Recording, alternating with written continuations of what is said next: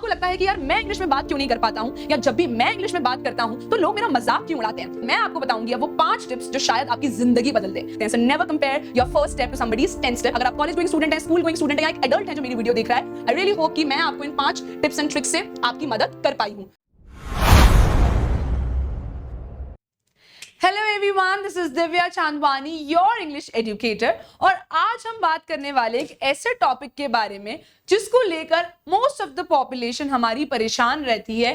That is कि हम English में फ्लुएंटली बात क्यों नहीं कर पाते, या जब भी पब्लिक स्पीकिंग की बात होती है तो हमें इतना डर क्यों लगता है।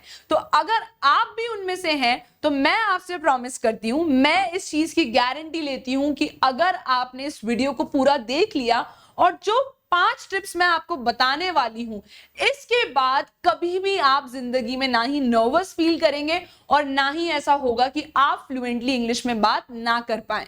तो बच्चों, अगर आप भी उनमें से हैं जिन्हें लगता है कि आपकी इंग्लिश खराब है, आपको लगता है कि यार मैं इंग्लिश में बात क्यों नहीं कर पाता हूं, या जब भी मैं इंग्लिश में बात करता हूं तो लोग मेरा मजाक क्यों उड़ाते हैं, तो फटाफट से हम शुरुआत करते हैं और मैं आपको बताऊंगी अब वो 5 टिप्स जो शायद आपकी जिंदगी बदल दे।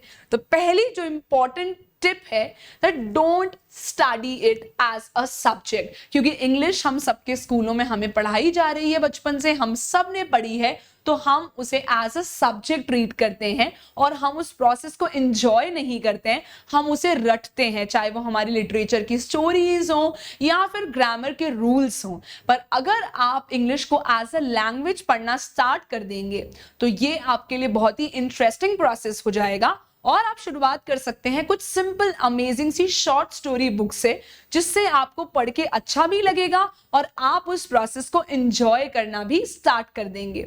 So that is the first and the most important tip for all of you. अब हम बढ़ते हैं अपने अगले पॉइंट की तरफ, that is watch English movies और कार्टून्स। अब आपको ये सुन के लग रहा होगा कि हर कोई आपसे बोलता है इंग्लिश मूवीज देखो, इंग्लिश मूवीज देखो, बट क्या ये रियली हेल्प करता है?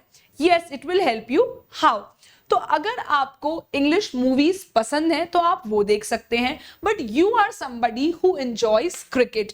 अगर आप उनमें से हैं जिसे क्रिकेट देखना बहुत पसंद है, you are a big fan of MS Dhoni, Rohit Sharma, Virat Kohli और एनी अदर प्लेयर, तो आपको अगर क्रिकेट पसंद है तो आप देखिए क्रिकेट को इंग्लिश कमेंट्री के साथ। जब आप इंग्लिश कमेंट्री देखेंगे, एक तो वो आपके पसंदीदा चीज होगी, प्लस साथ ही जब आप उसमें नए नए वर्ड सीखेंगे तो आपकी डेली लाइफ पे, that means day to day life में आपकी वोकैबुलरी भी बहुत ज्यादा इंप्रूव होगी। अगर आप एक बिगनर हैं, दैट मींस जिसे अभी बिल्कुल भी इंग्लिश नहीं आती है, तो आप स्टार्ट कर सकते हैं simple yet easy cartoon movies या शोज से, क्योंकि वहां पे बच्चों के लेवल के हिसाब की इंग्लिश रखी जाती है। तो अगर आप एक एडल्ट हैं और ये वीडियो देख रहे हैं तो आप भी बेसिक इंग्लिश कार्टून शोज से शुरुआत कर सकते हैं। और साथ ही में अगर आप बड़े हो चुके हैं और आपको अच्छा लगता है नेटफ्लिक्स एंड चिल, जो कि हम सबको लगता है, सो आप बेशक देख सकते हैं कोई भी English movie, that too with subtitles initially. अगर आप सबटाइटल्स के साथ देखेंगे आपको समझ में आने लगेगा, बट आफ्टर अ मंथ आप सबटाइटल्स ऑफ करके देखने की कोशिश करिए, जिससे कि आपकी लिसनिंग स्किल्स भी इंप्रूव होंगी एंड स्लोली आपकी इंग्लिश भी इंप्रूव होना स्टार्ट हो जाएगी। अगर आप एक मूवी पर्सन नहीं है तो उस केस में आप इंग्लिश नॉवल बुक्स भी पढ़ सकते हैं, जिसमें बहुत इंटरेस्टिंग स्टोरीज होती हैं। और जिस भी जॉनर की बुक्स आपको पसंद है, if you are into science and fiction, जो भी आपको पसंद है, आप उससे रिलेटेड बुक्स पढ़ने की कोशिश करिए। अब बच्चों, सबसे इंपॉर्टेंट जो नेक्स्ट चीज है जो हम सबको पता होनी चाहिए, that is clarity of thoughts. अगर आपके थॉट्स क्लियर नहीं हैं, दैट मीन्स आप इंग्लिश अच्छे से नहीं बोल पाएंगे, क्योंकि जब आप हिंदी में सोच रहे हैं और आप उसको इंग्लिश में बोलना चाहते हैं तो वो ऑटोमेटिकली एक बहुत डिफिकल्ट चीज हो जाती है, क्योंकि हम सोच अपनी नेटिव लैंग्वेज में रहे हैं और हम बोलना चाहते हैं दूसरी एक फॉरेन लैंग्वेज में, जो हमारे लिए ऑलरेडी एक डिफिकल्ट चीज है। सो आपके जो थॉट्स हैं वो बहुत क्लियर होने चाहिए। क्लैरिटी ऑफ थॉट्स का मतलब होता है कि आप जो बोलना चाहते हैं उसका एक सीक्वेंस आपको डिसाइड करना होगा कि ये होगा मेरा पहला सेंटेंस, ये होगा दूसरा। So once first, second, third, आप क्या किस चीज को प्रायोरिटी पे रखना चाहते हैं वो आपको डिसाइड करना होगा। तो इनिशियली क्योंकि हम अभी एक एज अ बिगनर स्टार्ट कर रहे हैं, तो आप जो है अपने थॉट्स को एक नोटबुक में नोट डाउन कर सकते हैं, and again slowly and gradually आप इसके इतने एक्सपर्ट बन जाएंगे कि अगर आपने उसे नोट डाउन नहीं भी करा है तो भी आपको आपके थॉट्स माइंड में बिल्कुल क्लियर नजर आने लगेंगे या खुद से सुनाई देने लगेंगे। सो क्लैरिटी ऑफ थॉट्स के लिए इनिशियली आपको क्या करना है, अपने आप को आप एक टॉपिक दीजिए। बहुत सारे टॉपिक हैं जिनके ऊपर आप लिख सकते हैं, आर्टिकल, कोई ऐसे या पैराग्राफ। तो आप अपने आप को एक टॉपिक दीजिए। नेट पे बहुत सारे टॉपिक्स अवेलेबल हैं, उनके बारे में पहले आप सोचिए कि आप क्या लिखेंगे। एक ब्रीफ आप जो है 10 पॉइंटर्स बना लीजिए एंड फिर आप उसको कन्वर्ट करने की कोशिश करिए एक पैराग्राफ में। तो इनिशियली आपको लिखने की जरूरत पड़ेगी, but after 2-3 months of practice I promise you, अगर आप किसी एक्सटेम्परे में भी पार्टिसिपेट कर रहे हैं, एक्सटेम्परे में क्या होता है, ऑन द स्पॉट आपको एक टॉपिक दिया जाता है और आपको उसके ऊपर बोलना होता है। सो उसमें भी आप बहुत अच्छे से बोल पाएंगे, because your thoughts will be clear कि अगर मुझे ये टॉपिक दिया गया है, अगर मैं आपसे बोलूं are women better managers than men, आप ऑन द स्पॉट शायद नहीं बोल पाए, बट अगर मैं आपको टाइम दे दूं कि आप अपने पॉइंट्स नोट डाउन करके आ सकते हैं, देन आप डेफिनेटली बहुत अच्छे से बोल पाएंगे। तो क्लैरिटी ऑफ थॉट्स की हमें रोज प्रैक्टिस करनी है, एक नोटबुक में अपने थॉट्स को नोटिस करना है, नोट डाउन करना है, and then slowly and gradually हम इसमें बहुत अच्छा इंप्रूव कर सकते हैं। क्लैरिटी ऑफ थॉट्स के लिए मैं आपको एक बहुत इंटरेस्टिंग एक्सरसाइज और बताती हूँ जो आपकी बहुत हेल्प करेगी। सो आप जब भी, अगर आप एक स्कूल गोइंग स्टूडेंट हैं जो इस वीडियो को देख रहा है, तो आपका दिन स्कूल में कैसा रहा आप वो डायरी में नोट करिए। अगर आप एक एडल्ट हैं जो ये वीडियो देख रहा है, तो अगर आप ऑफिस जा रहे हैं, आपका ऑफिस में डे कैसा रहा उसको रात को आकर आप नोट डाउन करिए। एंड इवन आप लोग चाहें तो आप आपके डे का जो सबसे बेस्ट मोमेंट था उसको भी डिस्क्राइब करिए। So when every day you will do such little exercises, it will really help you in longer duration. Starting में आप एकदम से फर्स्ट डे नहीं लिख पाएंगे that how was my day, but after 10 days आप इजीली लिख पाएंगे that how was your day. And after a month अगर मैं आपको कोई भी डिफिकल्ट टॉपिक दे दूं तो आप उस पर भी आसानी से लिख पाएंगे। नेक्स्ट सबसे इंपॉर्टेंट चीज है बच्चों, या फिर अगर कोई बड़ा भी देख रहा है तो दैट इज सेंटेंस फ्रेमिंग। अब सेंटेंस फ्रेमिंग क्या होती है, इसे ध्यान से समझते हैं। तो बेसिकली आपको सेंटेंस फ्रेमिंग ठीक तरीके से करना बहुत इंपॉर्टेंट है। चाहे आप एक कॉलेज गोइंग स्टूडेंट है, स्कूल गोइंग स्टूडेंट है, या ऑफिस में काम करने वाले एक एडल्ट हैं, ग्रामर इज समथिंग जिसकी बेसिक नॉलेज हम सबको होना बहुत जरूरी है। तो अगले 1 मिनट में मैं आपको एक बहुत क्विक तरीका बताऊंगी जिससे आप करेक्ट सेंटेंस फ्रेमिंग कर सकते हैं। सो बेसिकली हमें चाहिए होता है एक सेंटेंस को फ्रेम करने के लिए, that is a subject, a verb and an object. अब अगर आप एक बिगनर है तो शायद आप डिफरेंशिएट नहीं कर पाएंगे सब्जेक्ट में, वर्ब में एंड ऑब्जेक्ट में, तो मैं आपको क्विकली बता देती हूँ। सो इफ आई से ही किक्स द बॉल, ओके, सो ही यहाँ पे है हमारा सब्जेक्ट, बिकॉज वो एक एक्शन को परफॉर्म कर रहा है और उसे हम कहते हैं subject. Next is your kicks, so kicks है एक वर्ब। अब कैसे आइडेंटिफाई करते हैं हम एक वर्ब को, अगर कोई भी वर्ड आपको बता रहा है कि उस सेंटेंस में कौन सा एक्शन परफॉर्म हो रहा है तो हम उसे कहते हैं वर्ब। अब ऑब्जेक्ट क्या होता है, ऑब्जेक्ट एक ऐसी चीज है जो किसी के भी एक्शन को रिसीव कर रहा हो, उसे हम कहते हैं ऑब्जेक्ट। सो इसीलिए हम बोलेंगे ही किक्स द बॉल।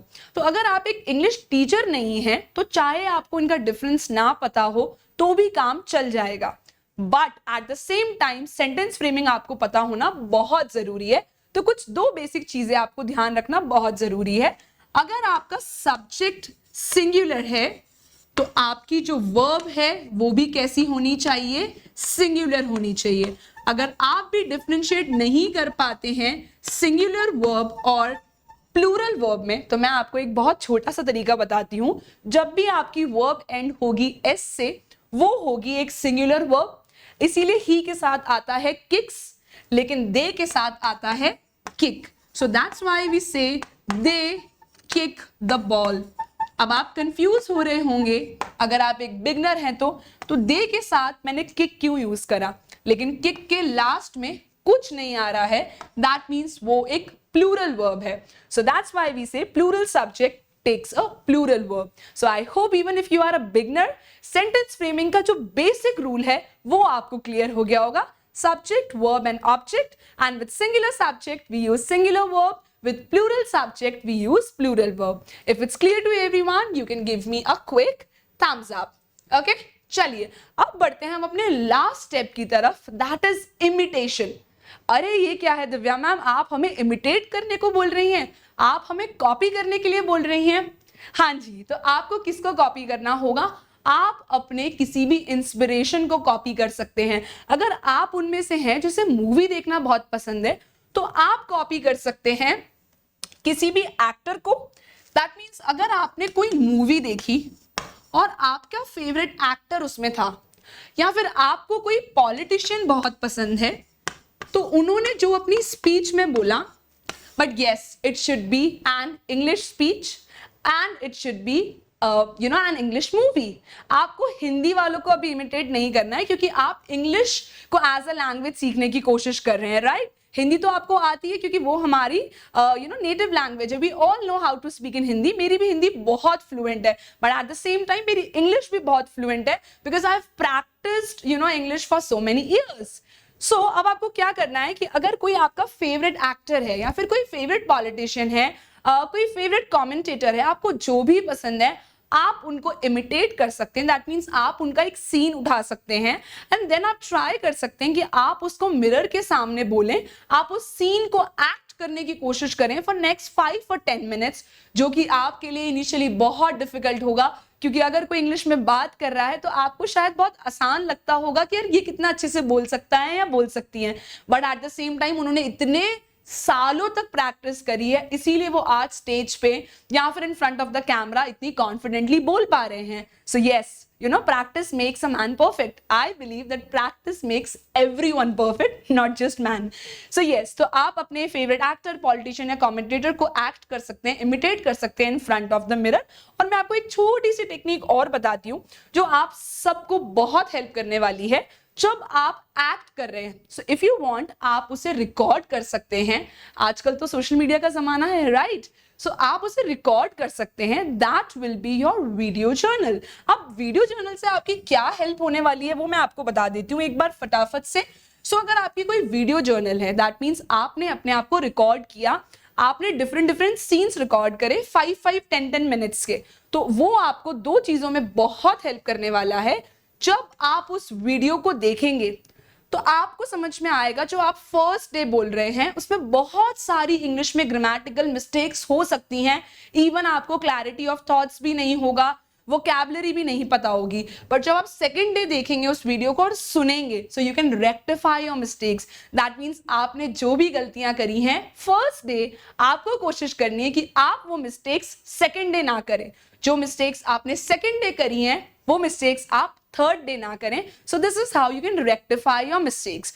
नेक्स्ट चीज वो आपको किस चीज में हेल्प करेगा? It will boost your confidence. जो आपकी फर्स्ट डे वाली वीडियो है और जो आपकी 30th डे की वीडियो है, अगर आप उसे एक बार कंपेयर करके देखेंगे सो आपको खुद ही उसमें जमीन और आसमान का डिफरेंस देखने को मिलेगा. क्योंकि फर्स्ट डे आप बहुत ही नर्वस इंसान होंगे और जब आप अपनी वीडियो देखेंगे, अपनी ऑडियो खुद सुनेंगे, you will also feel a little annoyed कि मेरी आवाज इतनी वियर्ड साउंड क्यों कर रही है या फिर मैं ठीक तरीके से इंग्लिश क्यों नहीं बोल पा रहा हूँ. बट जब आप 38th डे वाली वीडियो सुनेंगे so you will see the difference. तो मैं आपको बता देती हूँ फर्स्ट डे और 38th डे में बहुत डिफरेंस होने वाला है. एंड इवन अक्सर जिंदगी में भी हम ऐसा ही करते हैं. अगर हम लैडर की पहली सीढ़ी पे होते हैं और कोई लैडर की 10वीं सीढ़ी पे होता है तो हम अक्सर कंपैरिजन करते हैं कि यार उसकी लाइफ कितनी अच्छी है, कितनी सॉर्टेड है, मेरी जिंदगी उसकी जैसी क्यों नहीं हो सकती. तो आपको ये समझना होगा कि आपने आज शुरुआत करी है, उस इंसान ने इतने साल मेहनत करके आज वो उस मुकाम पे पहुंचा है. चाहे कोई फ्लुएंट इंग्लिश बोल रहा हो, अगर आप किसी को देखें जो ऑडी या मर्सिडीज में घूम रहा हो, क्योंकि कोई बहुत रईस है, बहुत रिच है, हमें किसी से जेलस नहीं होना है. We have to take inspiration from them कि हम भी कैसे उतना हार्डवर्क करके उस लेवल पे पहुंच सकते हैं. So never compare your first step to somebody's 10th step. ये बहुत फेमस कोट है, सो आई होप आप याद रखेंगे. सो आई रियली होप कि मैंने आज आपको जो 5 इंपॉर्टेंट टिप्स एंड ट्रिक्स बताई हैं to be a pro in English, उसको आप सभी लोग ध्यान रखेंगे. अगर आप कॉलेज गोइंग स्टूडेंट हैं, स्कूल गोइंग स्टूडेंट हैं या एक एडल्ट हैं जो मेरी वीडियो देख रहा है, आई रियली होप कि मैं आपको इन 5 टिप्स एंड ट्रिक्स से आपकी मदद कर पाई हूं. So yes, if you find this helpful and useful then do let me know in the comment section. Okay, so yes, that's all for today, and yes, thank you so much. Do let me know in the comment section if you find this video useful, and if you want some more tips and tricks on any other topic, or you know how to be more fluent in English, then I'll be more than happy. Thank you everyone. I'll see you all in the next video.